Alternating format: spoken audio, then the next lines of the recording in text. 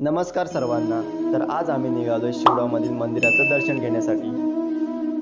सुरुवात केली गावाच्या मध्यभागी असलेल्या श्रीलिंगेश्वराच्या मंदिरापासून.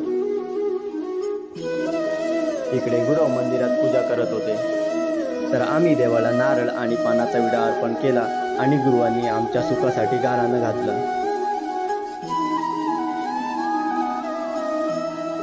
पुढे जाताना वाटेत तिटा माऊलीचं दर्शन घेतलं. आमच्या शिवडो गावची देवता पिता माऊली, पुढे गांगेश्वराचा पावना देव्या.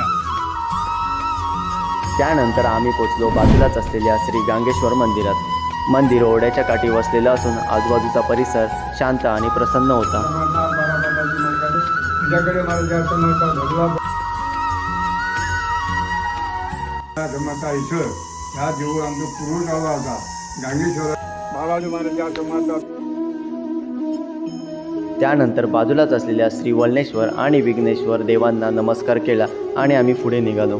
याच परिसरात 1914 ते 1919 या काळात युद्धात शहीद झालेल्या गावकऱ्यांचं स्मारकही पाहायला मिळतं. आणि शेवटी आपण पोचलो गावाचे ग्रामदैवत श्री पावनादेवी मंदिरात.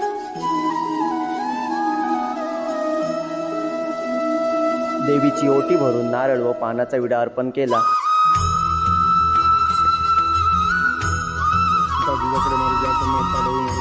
तर अशा प्रकारे शिवडावातील सर्व मंदिराचे दर्शन घेऊन आम्ही निघालो ऋषालीच्या मामाच्या गावी आडवलीला दर्शन घेण्यासाठी.